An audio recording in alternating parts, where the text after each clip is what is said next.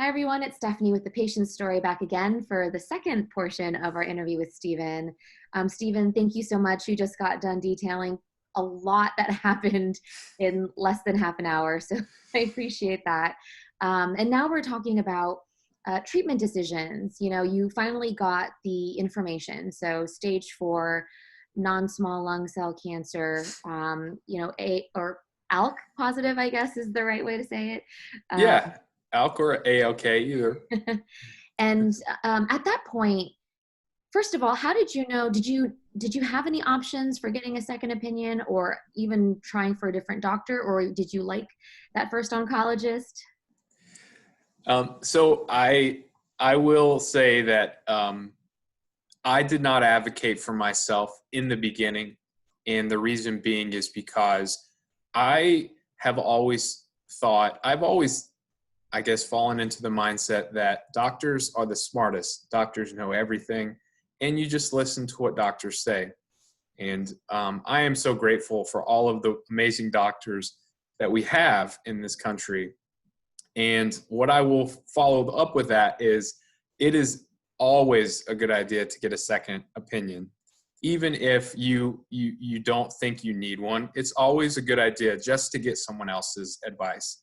And so I really, I wanted to explore and just find out. I wanted to see what else was out there. So even though there was absolutely nothing wrong with my first oncologist, I did get a second opinion. And I'm glad that I did, because the second doctor that I spoke with really resonated with me and really spoke things on my level, and helped me understand, and gave me so much hope. And I think that if I had never made that decision to reach out and get a second opinion, I think it would have changed. I think it would have changed my path and my journey. And so here I am today. I am with my same oncologist that I've been with for now 3.5 years. And it's funny because my oncologist that gave me my diagnosis, that told me to get my port, wanted me to go ahead and sign up for a trial, because before my results had come back, he was almost sure that I was going to be an EGFR mutation based off of my demographic, my age, all of these things. And so he wanted me to sign up for an immunotherapy combo trial. And I felt this immense amount of pressure to agree and to sign up and to, put my name on the paper to get started, because I just wanted to. I wanted to start. And when I spoke with the second physician, she was actually, she was a contrarian. She said, I don't think you have the EGFR at all. As a matter of fact, I think you have this ALK positive based off of what I have seen in your reporting. And thankfully, she was right, because it changed my entire treatment course for the better. And I'd love to talk about my treatment, because it's something that I had no idea about, talking about targeted drugs as it relates to cancer patients and cancer journeys. Yeah, and I'm excited to learn actually from you today about this. And so I'm, first of all, really happy to hear that you met your second doctor. It sounds like she not only resonated with you in terms of the actual medical opinion that turned out to be correct, but in that person-to-person level, which, people react differently. They want different things in their doctor. Some people just want, terse answers and just tell me what to do. But I do hear you on the second opinion, and it doesn't hurt, right? Just to calibrate and see what other people are saying. Absolutely. So you found your doctor, and how did she describe what your treatment options were with ALK positive? Well, as a completely ignorant young adult, I had only assumed that treatment was chemo or radiation, and you either did both or one or the other. And she presented this idea of what is called a targeted drug, specifically a TKI, which stands for tyrosine kinase inhibitor, something that I or my family had never even heard of. And this is an oral drug that you take twice a day, and it allows me to live a completely normal life. And I have been on this drug for 3.5 years now, and I'm still going. I'm actively on treatment. And so to know that this drug exists is one thing, but to have it impact my life in such a powerful way is something that I'm so grateful for, because this drug was FDA approved just months before my diagnosis. And so to me, it saved my life. So it's truly something that I am grateful for. I hear you. And you are definitely in the majority, right? I thought too, like the only treatment you see in the movies, Mm-hmm. chemotherapy where you lose your hair and maybe radiation Yep. or a combination of both. And to learn of these different, drugs is definitely not only fascinating, but for you, life-saving, it sounds like. When your doctor was talking about it, how did she describe what that treatment would look like? How often you'd have to take it and for how long? I mean, I heard indefinitely. And yeah, just talk about what that treatment is. I think a lot of people are not familiar with it. Definitely. So non-small cell lung cancer patients that have the ALK positive rearrangement, there was a first line drug called crizotinib approved in the early 2000 teens. It was the very first drug of its kind, and it saved lives, in a lot of lives. And then my drug, which is called alectinib or Alecensa, is actually a second line drug. It's FDA approved for first line treatment. So the first time my doctor had brought up this new drug, she said, "Stephen, this is gonna make you feel better within a few days." And of course, I took that as, there is no way. I don't know what in the world she is talking about, but there's nothing that's going to make me feel better in just a few days. She said that you need to take this twice a day. You need to take 8 pills in total, and you need to take it with food. And the only thing that it's going to do is it may make you feel a little tired, and you may, gain some weight as a side effect. And I said, sounds great by me. Sign me up. Let's do it. So when I got the bottle in the mail, of course, I did research, and I tried to find out everything I could about this alectinib and what it was. I found out that it's not cheap at all. It is about, my estimate is between $11,000 and $13,000 a bottle if you were just paying out of your pocket. Oh my And God. so I know it's crazy. So I've been on this drug, and I have had, I'll knock on wood, I have had absolutely minimal to no side effects. So I've been on this drug, let's see, for 3.5 years. So that's almost 42 months. I was told, I remember sitting in my doctor's office, she said, "This drug is so new, Stephen, that it may, at least in the research phases, it's worked about 34 months. Mm. And the cool thing is that number keeps moving as I keep moving. So I'm literally, I'm a science project, and I am happy to be a science project because I'm still on the drug and I'm still here."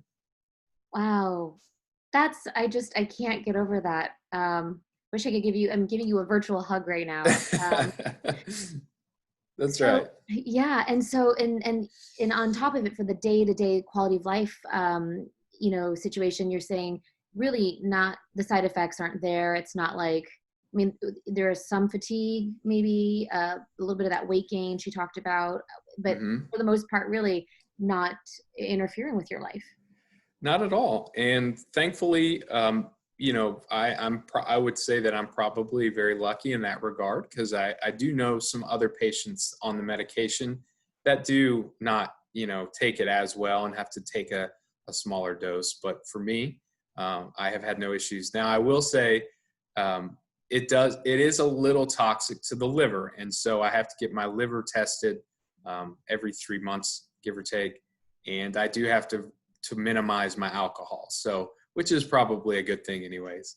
I can still have a glass of wine, but I just can't have 3 or 4, so, Right, right. which is probably a good thing Yeah. anyways. It just helps you live that life in moderation anyway, it sounds like. Exactly. And in fact, Yep. you felt so good that shortly after taking it, you were able to resume teaching. That's correct. So to timeline things in the South, we start school in August. We don't wait until Labor Day. So, when I started my medication on June the 22nd, I, I have to be honest, I felt amazing after 3 days. I felt like my old self. And what I mean by that is my wheezing was completely gone. My breathing was back to normal. I didn't have that feeling like someone was jabbing me in the gut. And I said, this is working. I can tell this is working. And so when I went in for my first scan, which I think was, if I can time frame this, it was at the end of July. It was about 60 days, give or take, after. And I had what they would call as a complete response. So every tumor that was on my previous scan had shrunk. Some had, disappeared completely. And that to me was just the validation that I needed, that this is working, this is going to work. And I have a real chance here. I have a real chance to beat this. And I did. I started teaching again in August. We start school the first week of August. And so life continued. Ooh. I mean, it's like such a roller coaster, right? I mean, because you're Mm-hmm. not sure what to expect. I mean, this is you'd never even heard of this drug, and you took so well to it. I'm so happy to hear that it's still working. You're still on it. You look great. Um, Thank you. yeah, no, that's the truth. And so the follow up, I read you said you get scanned every 3 months, and this is just it's just like ongoing. It's almost like you're living with a chronic illness. You just kind of keep getting it checked, right? Yep, that is the absolute best way to describe it. And when I was first diagnosed, I had to wrap my brain around this idea of chronic disease. And I'll explain it in the best way that I know possible. When I growing up, the only thing that I had ever known about cancer was that you want it out of your body. It needs to be, gone completely, cut out surgically, whatever. And so when my physician said, Stephen, because you're stage 4, because we have seen, cancer spots, not only in your lungs, but we've seen them other places like your liver, your spine, your sacrum, in your chest, lymph nodes. Surgery is not really an option right now, just because of where the locations of the tumors are. It may someday be down the road, but for now, I want you to not necessarily think about it as, just because the cancer's inside my body doesn't mean that it's wrecking your body. You can live with it. If we can keep these tumors under control, if we can keep them from growing, if we can keep them, stable, and you can live a completely ordinary life, isn't that just as good? And I said, well, yeah. I mean, I guess when you put it in layman's terms like that. Right. And so I view my disease as a chronic illness Mm-hmm. that we manage. And I hope someday that I may be a candidate for surgery, or I may have some various options. But for the time being, I'm completely satisfied with where I'm at in my treatment. I can feel that energy from you actually from across the country. So that's awesome. And I'm going to dive into this in the next section as well, because I think people, a lot of people have ongoing therapy, and um, maybe the prospect of it for people who haven't even started that is daunting. And so I'd love to hear more about, how you manage that. Before we do, because it's a targeted drug, and you're getting, so are you getting this pill bottle monthly, you said, or how often is it sent? And I think I wanted to ask more of, like, insurance is different for everyone, but the financial part of it, I mean, you talk about those numbers, I think people get a little nervous, right? Yeah. You could just talk about that. That would be wonderful.